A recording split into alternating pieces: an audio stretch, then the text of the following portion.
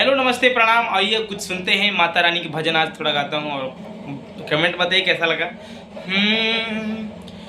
कि तोहरा दुआरा से लम्हर दुआर नहीं खे, तोहरा कृपा से बड़ा संसार नहीं खे, तोहरा कृपा से बड़ा संसार नहीं खे। कि तोहरा दुआरा से लम्हर दुआर नहीं खे, तोहरा कृपा से बड़ा संसार नहीं खे। कि माही भइली मायर दिली जिंदगी सबर, कि माही भइली मायर दिली जिंदगी सवर। तोहरे शरण में सिरावा झुकावता झुकावता झुकावता। कि माथे बनल है चुनरिया हो, कि माथे बनल है चुनरिया हो। और तोहरे दया से सूरजवा भजन गावता, तोहरे दया से सूरजवा भजन गावता।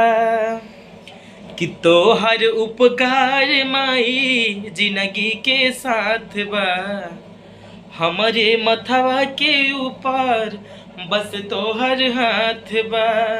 ए माई कि तोहर उपकार माई जिंदगी के साथ बा, हमारे मथवा के ऊपर बस तोहर हाथ बा।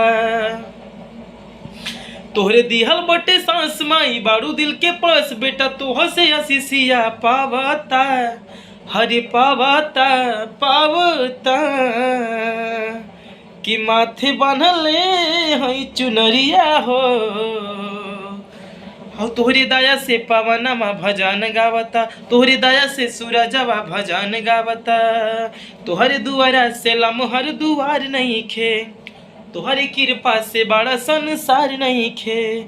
कि माही भइली मायर दिली जिंदगी उबर, कि माही भइली मायर दिली जिंदगी सिवर। तोहरे शरण में सिरावा झुकावता, हरि झुकावता।